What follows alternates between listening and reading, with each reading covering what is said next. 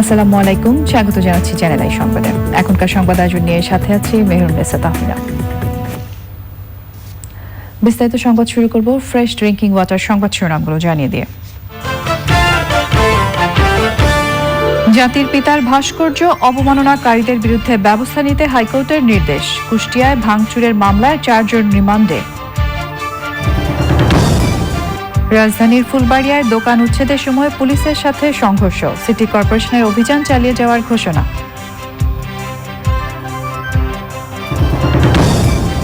যুক্তরাজ্যে প্রথম করোনা ভ্যাকসিনের ব্যবহার শুরু, 90 বছর বয়সী নারীর দেহে ফাইজার বায়োএনটেকের টিকা প্রয়োগ।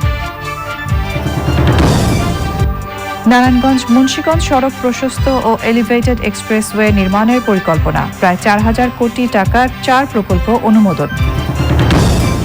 এবং প্রযুক্তি ব্যবহারে সৃজনশীলতার বিশেষ গুরুত্বের তাগিদ, আগ্রহ বাড়ানো ও দক্ষ জনবল তৈরিতে ড্যাফোডিল ইউনিভার্সিটির আয়োজন।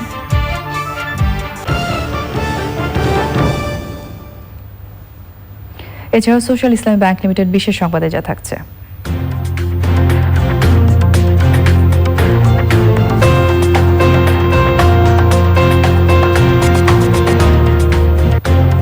মাদ্রিদ আন্তর্জাতিক চলচ্চিত্র উৎসবে জয়া আহসানের বিদেশি ভাষার চলচ্চিত্রে সেরা অভিনেত্রীর পুরস্কারে ভূষিত হওয়ার খবর।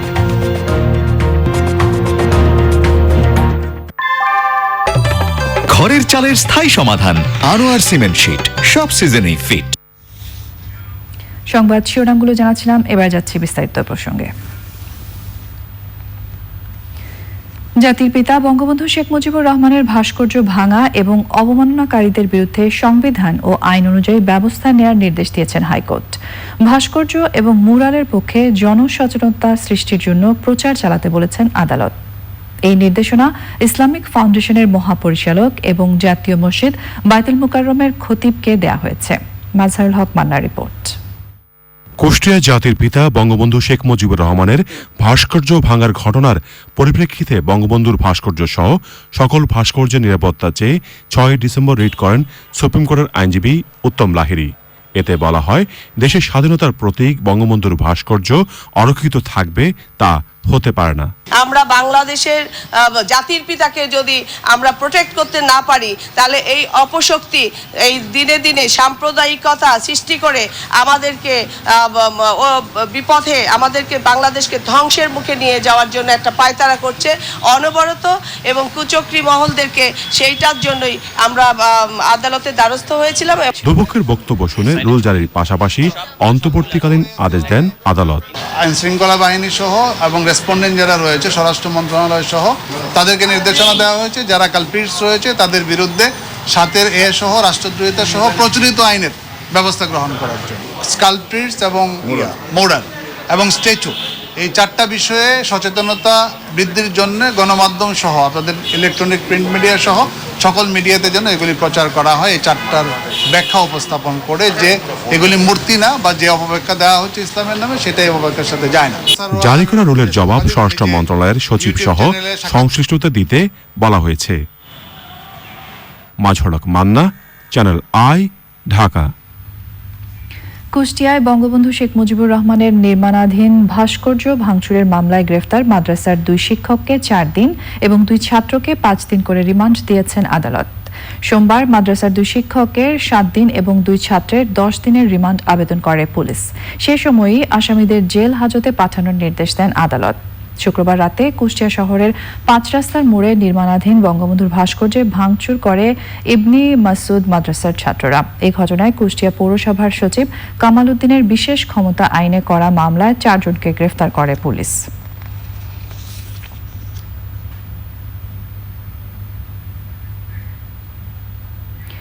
বিএনপি জামায়াতের মদতপুষ্টরাই বঙ্গবন্ধুর ভাস্কর্য ভাঙচুর করেছে বলে অভিযোগ করেছেন বিক্ষোভকারীরা। তারা বলেন, জাতির পিতার প্রতি যারা ধৃষ্টতা দেখাতে পারে সেই ষড়যন্ত্রকারীদের এদেশে থাকার অধিকার নেই। শাকের আদনানের রিপোর্ট। জাতির পিতা বঙ্গবন্ধু শেখ মুজিবুর রহমানের নির্মাণাধীন ভাস্কর্য ভাঙচুরের ঘটনা মেনে নিতে পারছে না বাঙালি। সারা দেশে চলছে বিক্ষোভ সমাবেশ সহ নানা কর্মসূচি। দোষীদের সর্বোচ্চ শাস্তির দাবিতে রাজধানীর বিভিন্ন স্থানে বিক্ষোভ মিছিল সমাবেশ করেছেন স্থানীয় জনপ্রতিনিধিরা। বঙ্গবন্ধু আমাদের জাতির পিতা, ইতিহাস ধরে রাখার জন্য আগামী প্রজন্মের কাছে আমরা বঙ্গবন্ধুকে পরিচয় করে দিতে চাই একমাত্র ভাস্কর্যের মাধ্যমে। যারা দোষী, যারা জামাত বিএনপির মদতপুষ্ট হয়ে এই কাজগুলা করছে, আমরা তাদের গ্রেফতার চাই, তাদের অবিলম্বে শাস্তির আওতায় আনতে হবে। আরেকটি যুদ্ধ করব, যে যুদ্ধের মাধ্যমে বঙ্গবন্ধুর নামে আর কোনোদিন কেউ কটূক্তি করতে পারবে না, কোনো ভাস্কর্য ভাঙতে পারবে না। জাতীয় প্রেস ক্লাবে বাংলাদেশ ইউনাইটেড ইসলামী পার্টি সংবাদ সম্মেলনে অভিযোগ করেছে একটি কুচক্রী মহল ভাস্কর্য নির্মাণকে কেন্দ্র করে দেশে অস্থিতিশীল পরিবেশ তৈরির অপচেষ্টা চালাচ্ছে। দুঃখজনক হলেও সত্য যে একটি কুচক্রী মহল এরা বিষয়টি নিয়ে ঘোলা পানিতে মাছ শিকার করার পায়তারা করছে। সরকারের যে কোনো সিদ্ধান্তে আলেম সমাজের দ্বিমত থাকিলে আলোচনার মাধ্যমে সমাধান যোগ্য বলে আমি মনে করি। মানববন্ধন করেছে বাংলাদেশ তাঁতি লীগ এবং জয় বাংলা সাংস্কৃতিক ঐক্যজোট। বঙ্গবন্ধুর ভাস্কর্য ভাঙচুরের ঘটনায় অপরাধীদের শাস্তি না হওয়া পর্যন্ত আন্দোলন চালিয়ে যাওয়ার ঘোষণা এসেছে বিক্ষোভ সমাবেশ থেকে। Shakir Adnan, channel I, Dhaka. ধর্মীয় দৃষ্টিকোণ থেকে মূর্তি বা ভাস্কর্য বানানো যেমন বৈধ নয়, তেমনি ভাস্কর্য ভেঙে ফেলাও অবৈধ কাজ। এমন মন্তব্য করে ইসলামী আন্দোলন বাংলাদেশের আমির বলেছেন, তারা সরকারকে ভুল ভ্রান্তি ধরিয়ে দিতে পারেন, মানা বা না মানা সরকারের বিষয়। মোস্তফা মল্লিকের রিপোর্ট। পল্টনে ইসলামী আন্দোলন বাংলাদেশের প্রধান কার্যালয়ে সংবাদ সম্মেলন। জাতীয় ঐক্যের প্রয়োজন। সংবাদ সম্মেলনে উঠে আসে কুষ্টিয়ায় ভাস্কর্য ভাঙার বিষয়টি। মূর্তি বা ভাস্কর্য নিয়ে বিরাজমান পরিস্থিতিকে আমরা দেশ বিরোধী অপশক্তির চক্রান্ত আকারে দেখছি। আমরা মনে করছি ওরা বাংলাদেশের মানুষের ঐক্য বিনষ্ট করে ভিনদেশি এজেন্ডা বাস্তবায়ন করতে চায়, সামাজিক ও ধর্মীয় অস্থিতিশীলতা তৈরি করতে চায়। এ বিষয়টিতে সরকারের অবস্থান নিয়েও আমরা হতাশ। সাধারণ মানুষের নিয়মতান্ত্রিক একটি দাবিকে কেন্দ্র করে যখন কুচক্রী মহল দেশে ওলামাদের বিরুদ্ধে উগ্রতা ছড়াচ্ছে, তখন তারা তা দমন না করে আরও উৎসাহ দিচ্ছে। আমরা মনে করি তাদের এই ভূমিকা বরং বঙ্গবন্ধুকে ছোট করছে, তার সম্মানকে মানুষের চেতনার সাথে সাংঘর্ষিক অবস্থানে ঠেলে দিয়েছে। ইসলামী আন্দোলন বাংলাদেশের সিনিয়র নায়েবে আমির সৈয়দ ফয়জুল করিম, যার বিরুদ্ধে সোমবার রাষ্ট্রদ্রোহ মামলা হয়েছে, তিনি নিজে উপস্থিত ছিলেন এই সংবাদ সম্মেলনে। আমি প্রশ্ন করতে চাই, যারা মূর্তি স্থাপন করে তাদেরকে কি বলা হয়? ভাস্কর বলা হয়। আর যারা ভাস্কর্য স্থাপন করে তাদেরকে বলা হয়, তাদের ভাস্কর বলা হয়। সহজ কথা। একটা হলো ভাস্কর্য বা মূর্তি স্থাপন করা, আর সেটাকে পূজা করা। যদি কেউ মূর্তিকে পূজা করে সেটা শিরক হবে, আর স্থাপন করে হারাম হবে, নাজায়েজ হবে।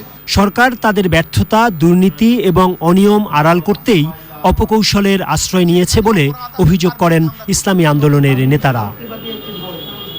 Mostafa Mallik, channel I, Dhaka. দোকান মালিকদের বাধার মুখেও রাজধানীর ফুলবাড়িয়ায় 900-রও বেশি অবৈধ দোকান উচ্ছেদে অভিযান চালিয়েছে ঢাকা দক্ষিণ সিটি কর্পোরেশন। এসব দোকান বৈধ করতে বর্তমান মেয়াদের আগের মেয়াদের মেয়র টাকা নিয়েছিলেন বলে অভিযোগ করেন দোকান মালিক এবং মার্কেট নেতারা। লুৎফুর রহমান সোহাগের রিপোর্ট। ঢাকা দক্ষিণ সিটি কর্পোরেশনের প্রধান কার্যালয়ের ঠিক পেছনে মেয়র হানিফ ফ্লাইওভারের নিচে 3টি মার্কেটের সামনে 900-র বেশি অবৈধ দোকান। মঙ্গলবার সকালে উচ্ছেদ অভিযানে এসে দোকান মালিকদের বাধার মুখে পড়ে নগর কর্তৃপক্ষ। 2 ঘন্টা পর অভিযান শুরু করতে পারলেও ইট পাটকেলে তা থেমে যায়। পরে টিয়ার শেল নিক্ষেপ করে পরিস্থিতি নিয়ন্ত্রণে আনে আইনশৃঙ্খলা রক্ষাকারী বাহিনী।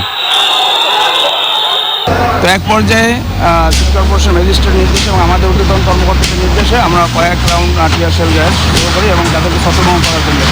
ক্ষতিগ্রস্ত দোকান মালিকরা অভিযোগ করেন, তারা দোকান রাখার জন্য সিটি কর্পোরেশনের আগের মেয়াদে মার্কেট নেতাদের মাধ্যমে অনেক টাকা দিয়েছিলেন।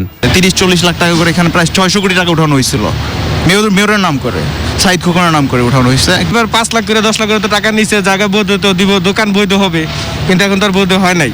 দোকান তালা মেরে আমাদের থেকে সাইদ খোকনের নাম বইলে আমাদের থেকে টাকা নিল। সাইদ খোকন সাহেব এই দেখেন আমাদের টাকা নিচে দোকানের তালা মাইরা বলছে সাই বরাদ্দ দিবে, 86 মাসের খাজনাও নিচে অলরেডি। এই দোকানটা আমার সব কিছু নাই হয়ে গেছে, আমি তো এখন পথের বিক্রি হয়ে গেলাম। আমরা ক্ষতিপূরণটা পাইলে হয়তো বা ব্যাংকে লোন মানুষের থেকে ঋণ নিচে এটা পরিশোধ করতে পারবো। মার্কেট ফেডারেশনের এই নেতা টাকা আদায়ের কথা স্বীকার করেন, তবে দায় চাপান সিটি কর্পোরেশনের আগের মেয়াদের মেয়রের দিকে। সভাপতির নামে অ্যাকাউন্ট করছে, ওই অ্যাকাউন্টে টাকাটা জমা দিয়েছি, ওইখান থেকে অ্যাকাউন্ট থেকে সাবেক মেয়রের লোকজন টাকাটা নিয়ে গেছে। অভিযানের মধ্যেই ক্ষতিপূরণ নিয়ে নগর কর্তৃপক্ষের সাথে বৈঠক করে দোকান মালিকরা। প্রধান নির্বাহী কর্মকর্তাকে নির্দেশনা দিয়েছেন এই লিস্টটা তৈরি করে তার কাছে দেওয়ার জন্য। তো আমরা আশাবাদী মাননীয় মেয়র মহোদয় ক্ষতিগ্রস্ত দোকান মালিকদেরকে পুনর্বাসিত করবেন। অভিযান চালিয়ে যাওয়ার কথা জানিয়েছে নগর কর্তৃপক্ষ। লুৎফর রহমান সোহাগ, চ্যানেল আই, ঢাকা। অবশেষে বিশ্বের প্রথম অনুমোদিত ফাইজার বায়োএনটেকের করোনা টিকার প্রয়োগ শুরু করেছে যুক্তরাজ্য। নর্দার্ন আয়ারল্যান্ডের 90 বছর বয়সী একজনের উপর টিকাটি প্রয়োগের মাধ্যমে শুরু হলো মহামারী করোনার বিরুদ্ধে বিশ্ববাসীর দীর্ঘদিনের কাঙ্ক্ষিত অন্যরকম এক যুদ্ধ। ঐতিহাসিক এই দিনটিকে ভি ডে হিসেবে ঘোষণা করেছে দেশটি। আলভি হোসেন জানাচ্ছেন বিস্তারিত। নর্দার্ন আয়ারল্যান্ডের 90 বছর বয়স্ক মার্গারেট কেনানের উপর ফাইজার বায়োএনটেকের তৈরি টিকা প্রয়োগের মাধ্যমে বিশ্বজুড়ে শুরু হলো প্রথম অনুমোদিত করোনার টিকা প্রয়োগ। যুক্তরাজ্য তো বটে, করোনা মহামারীর এই দুঃসময়ে এমনই একটি আশা জাগানিয়া দিনের অপেক্ষায় ছিল পুরো বিশ্ব।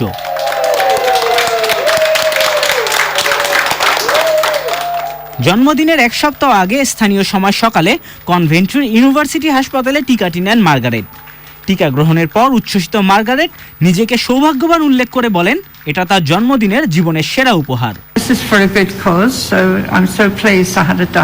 এর পরপরই পুরো যুক্তরাজ্য, স্কটল্যান্ড, ওয়েলস এবং উত্তর আয়ারল্যান্ডের 70টির বেশি হাসপাতালে টিকা দেওয়া শুরু হয়।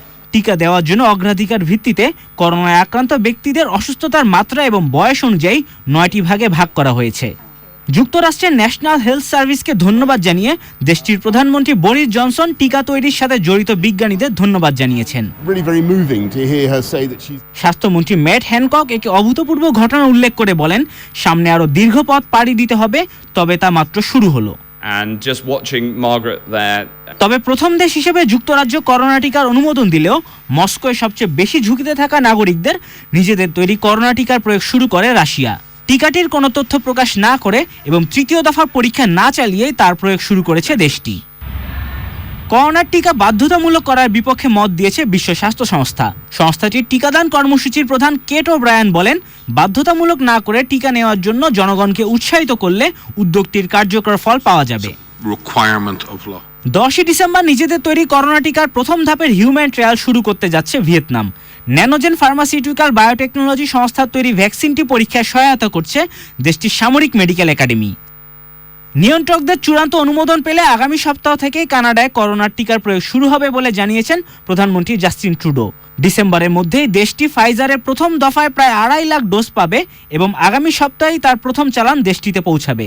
টিকার জন্য ফাইজার ছাড়াও আরো 6টি সংস্থার সঙ্গে যোগাযোগ করেছে Canada. Our government's top priority has been protecting people around the country. Alvi Hossain, channel I. Corona ভাইরাসে মঙ্গলবার দুপুর পর্যন্ত 24 ঘন্টায় 32 জনের মৃত্যু হয়েছে। এ পর্যন্ত মোট মৃত্যু 6,906। মৃত্যুর হার 1.43। 24 ঘন্টায় সুস্থ হয়েছেন 2,571 জন। এ পর্যন্ত মোট সুস্থ 4,01,194 জন। সুস্থতার হার 83.24। 24 ঘন্টায় নমুনা সংগ্রহ হয়েছে 17,200 এবং পরীক্ষা হয়েছে 17,084। এই সময় শনাক্ত 2,202। এ পর্যন্ত মোট আক্রান্ত 4,81,945 জন এবং শনাক্তের হার 12.89।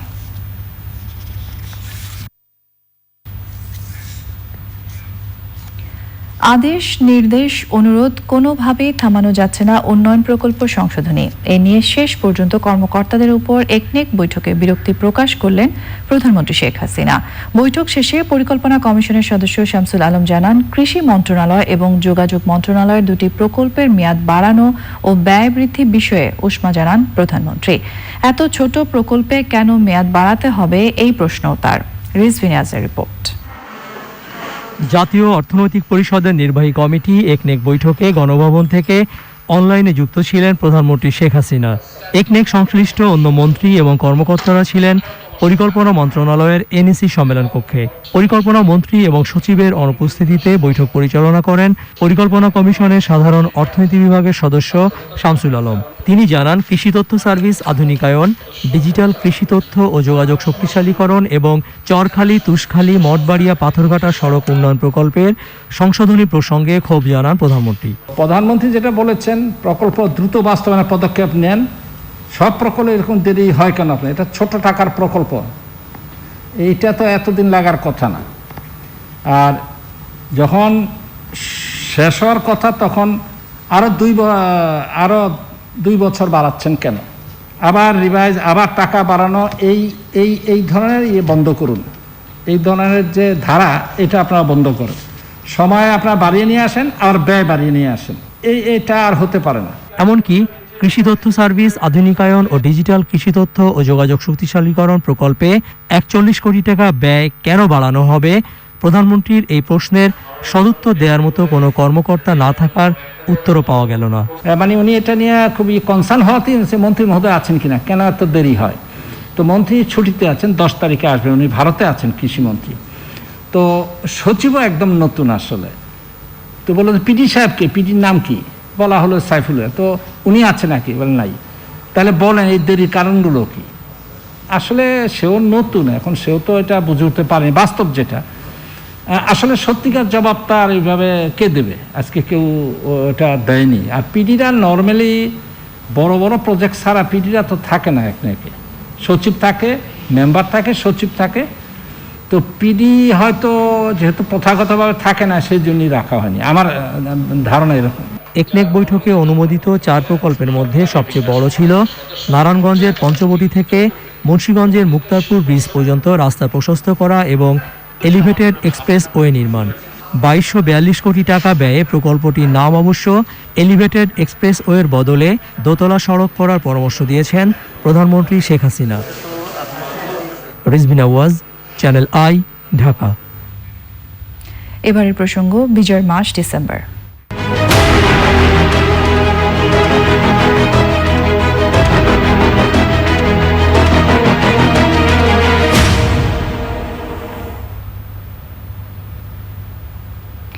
একাত্তরের ডিসেম্বরে স্বাধীন বাংলাদেশের বিজয় যেমন ছিল সময়ের ব্যাপার, তেমনি শোচনীয় পরাজয় ঠেকানোর চেষ্টারও কমতি ছিল না পাকিস্তানের।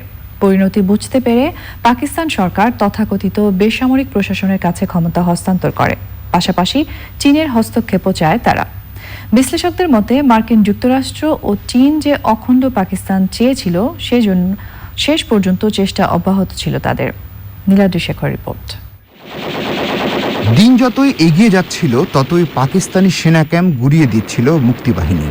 বাংলাদেশ ভারত যৌথ বাহিনীর কাছে পরাজয়ের দিকে এগিয়ে যাচ্ছিল পাকিস্তানিরা।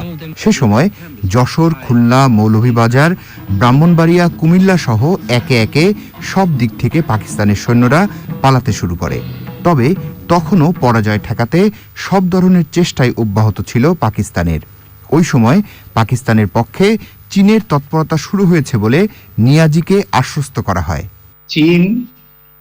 চীনের সাথে মার্কিন যুক্তরাষ্ট্রের যে সম্পর্ক, সেটা বৈরিতা ছিল, কিন্তু আপনি জানেন যে ভিয়েতনাম যুদ্ধের পরে মার্কিন যুক্তরাষ্ট্র চীনের সাথে তার সম্পর্ক পুনঃস্থাপন করতে চেয়েছিল এবং তারা এই পুনঃস্থাপনের প্রক্রিয়ায় পাকিস্তানকে তারা কাছে টেনেছিল।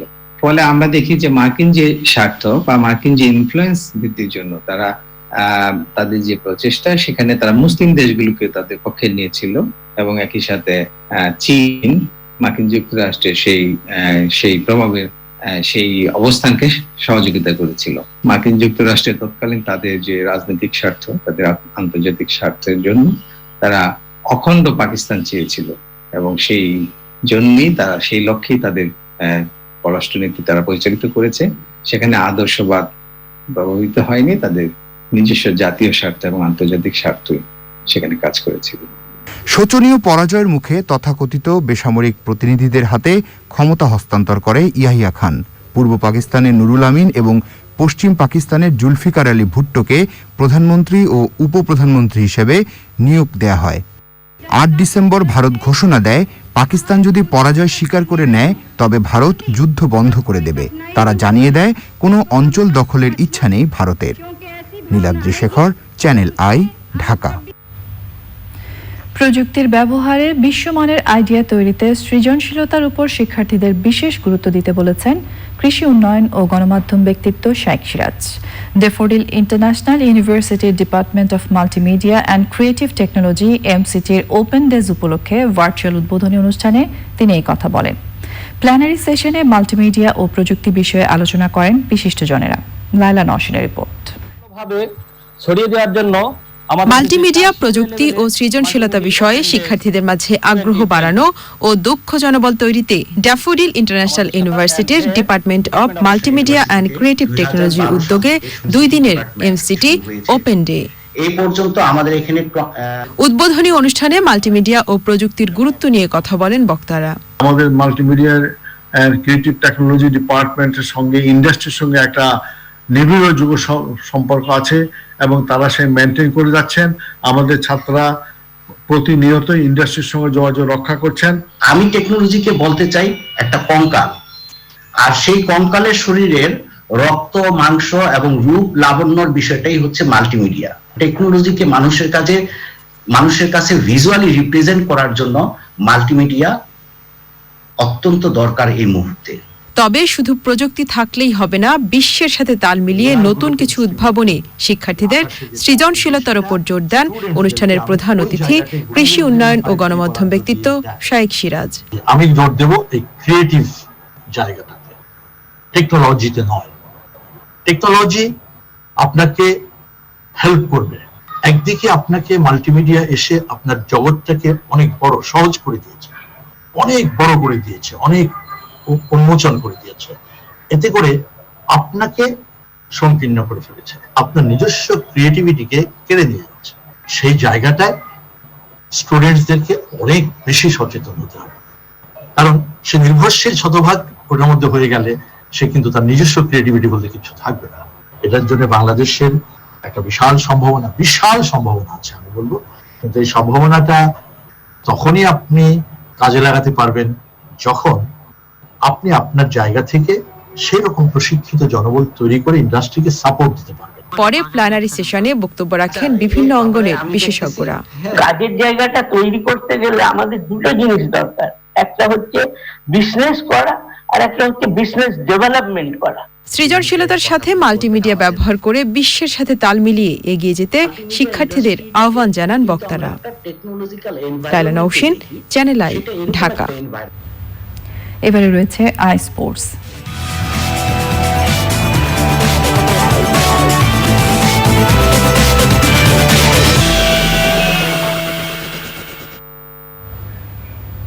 খেলাধুলা সব আপডেট নিয়ে আই স্পোর্টসে আছেন আরিফ চৌধুরী, আমরা যাচ্ছি তার কাছে।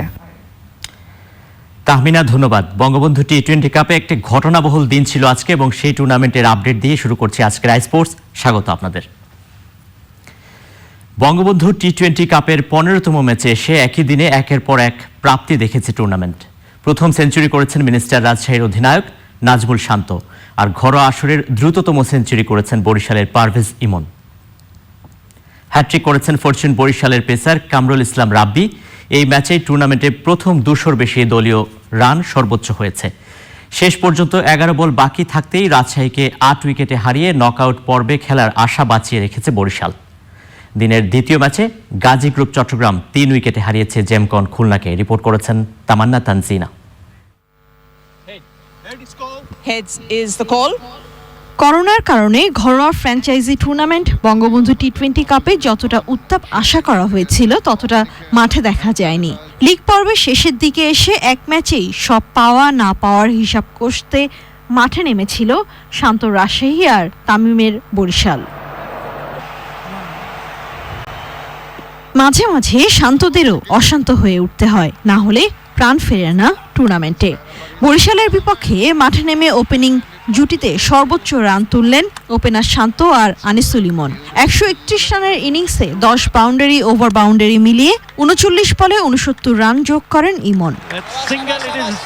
এরপর 11 ছক্কা আর 4 বাউন্ডারিতে আসরে প্রথম সেঞ্চুরি পেয়ে যান রাজশাহীর অধিনায়ক নাজমুল হোসেন শান্ত।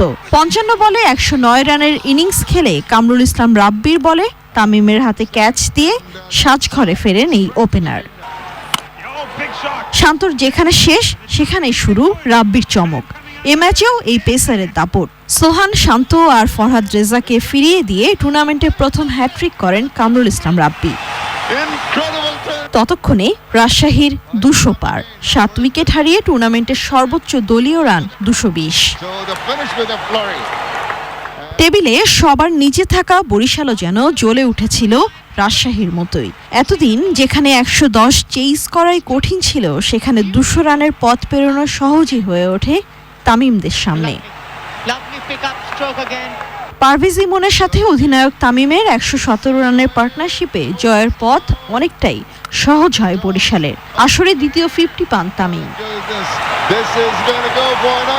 তামিম ফিরে গেলেও দলের হাল শক্তভাবেই ধরেছিলেন ইমন। শেষ পর্যন্ত ক্রিজে ছিলেন এবং 9টি 4 ও 7 ছক্কায় 42 বলে আসরে দ্বিতীয় সেঞ্চুরি করে মাঠ ছাড়েন 19 বছরের এই তরুণ ব্যাটসম্যান। তামিম ইকবালের 50 বলে সেঞ্চুরির রেকর্ড ভেঙে নতুন রেকর্ড এখন পারভেজ হোসেন ইমনের।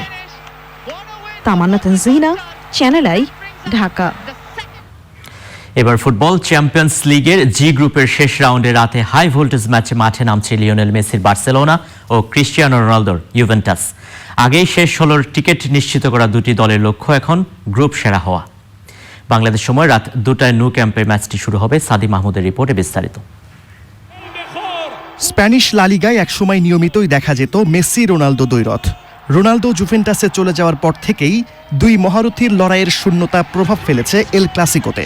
2018 এর পর একে অপরের বিপক্ষে আর খেলাও হয়নি। অবশেষে সেই সুযোগ মিলছে এবার। গ্রুপ পর্বের প্রথম ম্যাচে রোনালদো না থাকার পর শেষ ম্যাচে থাকছেন দুজনই। 5 ম্যাচে শতভাগ জয়ে 15 পয়েন্ট নিয়ে গ্রুপের শীর্ষে আছে মেসির বার্সেলোনা। 12 পয়েন্টে দ্বিতীয় স্থানে জুভেন্টাস। আগেই শেষ 16 টিকিট নিশ্চিত করা দল দুটির সামনে এখন গ্রুপ সেরা হওয়ার চ্যালেঞ্জ। প্রথম লেগে সিরিয়া চ্যাম্পিয়নদের মাঠ থেকে 2-0 গোলে জিতে আসায় চ্যালেঞ্জ জেতার সম্ভাবনা বার্সেলোনার সামনেই বেশি। চ্যাম্পিয়ন্স লিগের গ্রুপ পর্বে একে অন্যের বিপক্ষে না খেললেও নকআউট পর্বে 5 বার মুখোমুখি হয়েছেন মেসি রোনালদো। চ্যাম্পিয়ন্স লিগ সাফল্যের দিক দিয়ে মেসির চেয়ে রোনালদো এগিয়ে থাকলেও এই আসরে দুজনের মুখোমুখি লড়াইয়ে মেসি এগিয়ে। 5 ম্যাচের মধ্যে মেসি জিতেছেন 2 ম্যাচ আর রোনালদোর জয় 1টিতে। অপর দুটি ম্যাচ হয়েছে ড্র। ক্যারিয়ার জুড়ে সব প্রতিযোগিতা মিলিয়ে এখন পর্যন্ত 35 বার মুখোমুখি হয়েছেন মেসি রোনালদো। এখানেও রোনালদোর চেয়ে এগিয়ে লিও। 16 জয় মেসির আর 10 জয় রোনালদোর, আর বাকি ম্যাচগুলো হয়েছে ড্র। গ্রুপ সেরা হওয়ার লড়াইয়ে বার্সেলোনা জুভেন্টাস দুই দলই তাদের পূর্ণ শক্তির দল নিয়েই মাঠে নামছে। প্রায় 2.5 বছর পর আবারও মেসি রোনালদো দ্বৈরথ দেখার সুযোগ পাচ্ছেন ফুটবল প্রেমীরা। সাদি Mahmud, sports desk, channel I. এবার ঘরোয়া ফুটবলের খবর। ফেডারেশন কাপ ফুটবল শুরু হচ্ছে 22 ডিসেম্বর। দলবদল শেষ হচ্ছে 15 ডিসেম্বর। বাংলাদেশ প্রিমিয়ার লিগে অংশ নেওয়া দলগুলোই ফেডারেশন কাপে অংশ নেয়। তবে এবার মুক্তিযোদ্ধা সংসদ ক্রীড়াচক্রের খেলা নিয়ে কিছুটা অনিশ্চয়তা রয়েছে।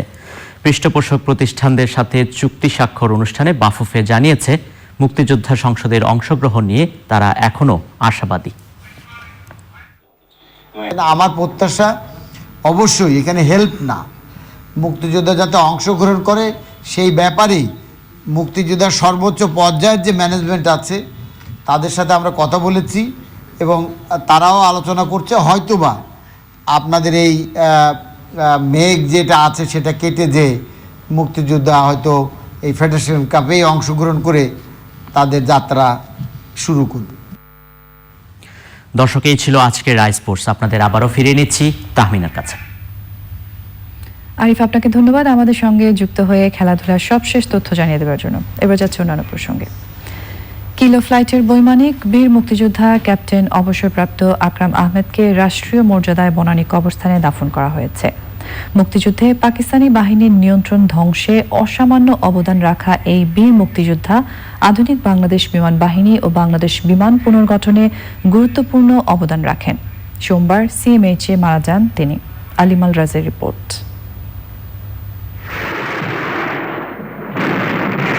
1971 সালের 3রা ডিসেম্বর প্রথম প্রহরে চট্টগ্রামের গুপ্তখালে পাকিস্তানি বাহিনী তেলের ডিপো ধ্বংসের দুঃসাহসিক বিমান হামলা চালায় মুক্তিবাহিনীর বিমান উইং। পাকিস্তানি বাহিনীর আত্মসমর্পণ ত্বরান্বিত করতে সফল এই অভিযান চালান কিলো ফ্লাইটের অটার ফ্লাইটের বৈমানিক বীর মুক্তিযোদ্ধা আকরাম আহমেদ এবং তার সহযোগীরা।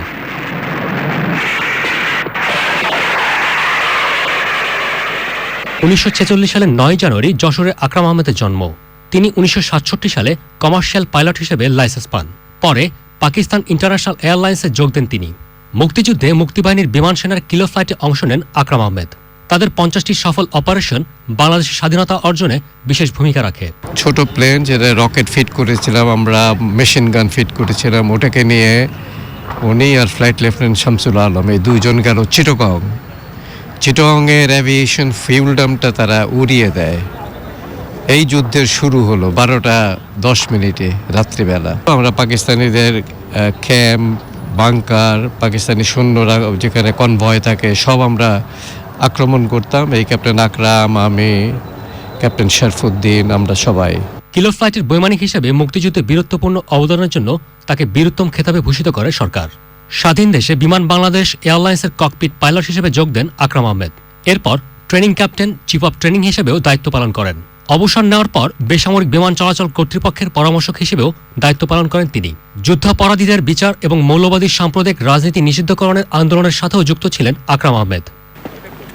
নিউমোনিয়ায় আক্রান্ত হয়ে বেশ কিছুদিন চিকিৎসাধীন থাকার পর ঢাকা সিএমএইচে সোমবার হার্ট অ্যাটাকে 74 বছর বয়সী এই বীর মুক্তিযোদ্ধার মৃত্যু হয়। প্রিয় কর্মস্থল বাংলাদেশ বিমান বাহিনীর ঘাঁটি বাসার এর প্যারেড গ্রাউন্ডে তার প্রতি শেষ শ্রদ্ধা জানানো হয়।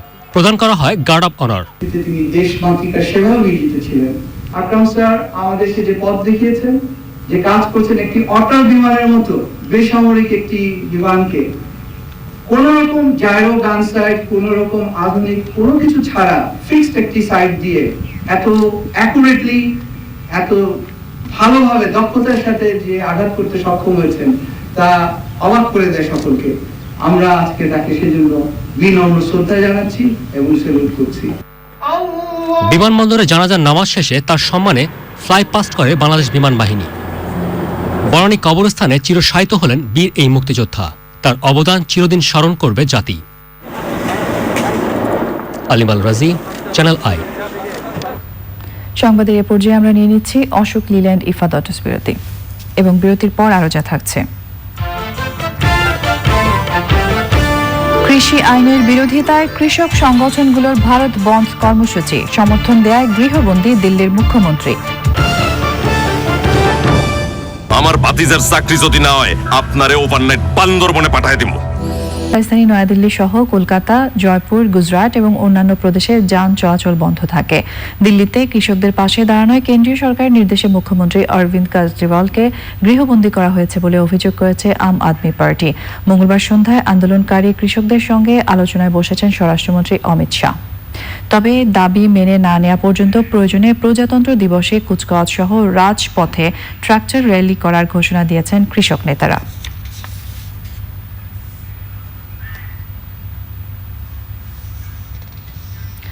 সোশ্যাল ইসলাম ব্যাংক লিমিটেড বিশেষ সংবাদ।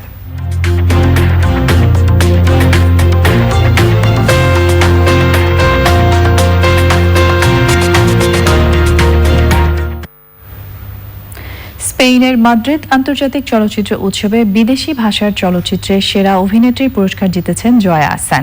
ভারতের পশ্চিমবঙ্গের সিনেমা রবিবারে অভিনয়ের জন্য এই সম্মাননা পেয়েছেন তিনি। একই উৎসবে ওই সিনেমার পরিচালক অতনু ঘোষও সেরা চিত্রনাট্যকারের পুরস্কার জিতেছেন।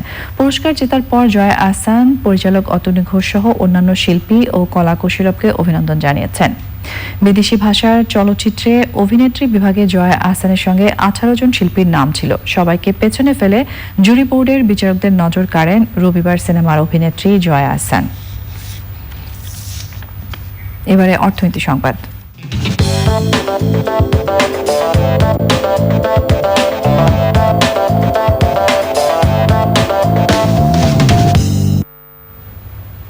পরিকল্পনা মন্ত্রী এম এ মান্নান বলেছেন, কম আয়ের মানুষের জীবনমান আরও উন্নত করার কাজে সরকার যথেষ্ট সফল। গবেষণা সংস্থা সেন্টার ফর পলিসি ডায়ালগ সিপিডির আয়োজনে প্রস্তাবিত ৮ম পঞ্চবার্ষিকী পরিকল্পনা ও করোনার চ্যালেঞ্জ মোকাবেলা বিষয়ে সংলাপে প্রধান অতিথি ছিলেন তিনি।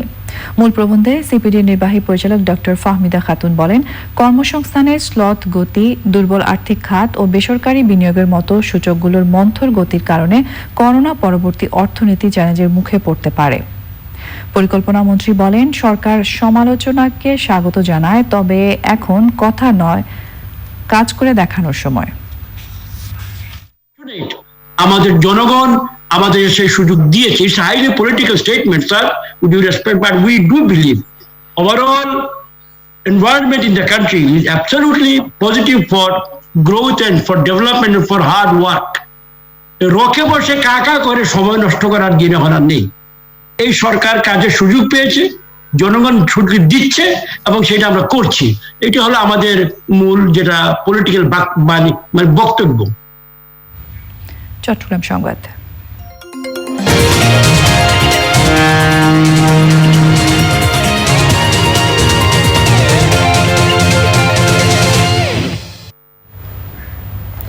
সামুদ্রিক মৎস্য আইন 2020-কে সংবিধান ও মৌলিক অধিকার পরিপন্থী উল্লেখ করে তা বাতিলের দাবি জানিয়েছেন চট্টগ্রামের বিভিন্ন মৎস্যজীবী সংগঠন।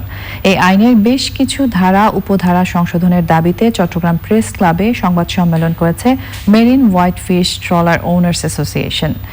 ওদিকে মেরিন ফিশারিজ অ্যাসোসিয়েশন জানিয়েছে, নতুন আইনের কারণে আতঙ্কগ্রস্ত হয়ে 5 ডিসেম্বর থেকে বঙ্গোপসাগরে জেলেরা মৎস্য আহরণ বন্ধ রেখেছেন। ডিসেম্বরের মধ্যে এই সামুদ্রিক মৎস্য আইন প্রত্যাহার না হলে জানুয়ারি থেকে অনির্দিষ্টকালের কর্মবিরতি পালনের ঘোষণা দিয়েছে সামুদ্রিক মৎস্য আইন প্রতিরোধ কমিটি। পূবালী ব্যাংক লিমিটেড কৃষি সংবাদ।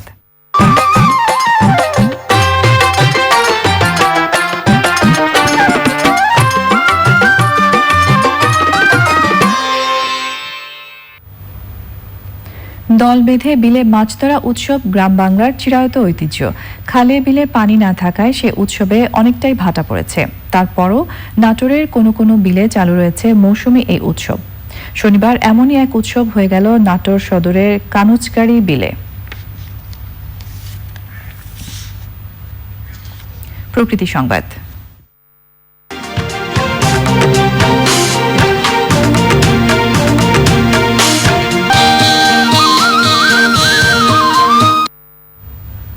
রংপুরের বদরগঞ্জ উপজেলার রাধানগরের শতবর্ষী বটবৃক্ষ শুধু শোভা বর্ধনই করছে না, কালের সাক্ষী হয়ে প্রশান্তি দিচ্ছে। তবে আসবাবপত্র সহ নানা প্রয়োজনে গাছ কাটায় আশঙ্কাজনকভাবে কমছে মাতৃবৃক্ষ। প্রাকৃতিক দুর্যোগে ঢাল হয়ে কাজ করা প্রাচীন গাছ সংরক্ষণের আহ্বান জানিয়েছেন পরিবেশবিদরা। এক্সিম ব্যাংক বাণিজ্য সংবাদ।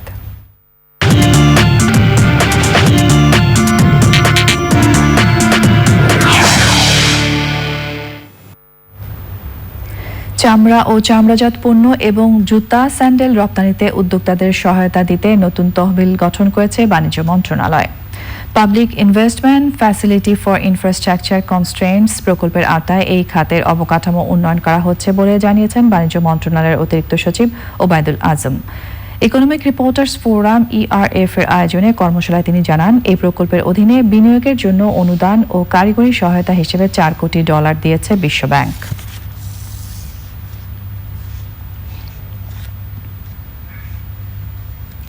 Bangabandhu Sheikh Mujibur Rahman aviation and aerospace university BSMRAU এর শিক্ষার্থীদের বিশ্বমানের পাইলট প্রশিক্ষণ দেবে ইউরোপীয় উড়োজাহাজ প্রতিষ্ঠান এয়ারবাস। উড়োজাহাজ রক্ষণাবেক্ষণের ইঞ্জিনিয়ারিং প্রশিক্ষণও দেবে প্রতিষ্ঠানটি। এই লক্ষ্যে দুই প্রতিষ্ঠানের মধ্যে সমঝোতা চুক্তি হয়েছে। সেই সময় BSMRAU এর উপাচার্য এয়ার ভাইস মার্শাল আহম ফজলুল হক, শিক্ষা উপমন্ত্রী মহিবুল হাসান চৌধুরী এবং ফ্রান্স, জার্মানি, স্পেন ও যুক্তরাজ্যের রাষ্ট্রদূতরা ছিলেন।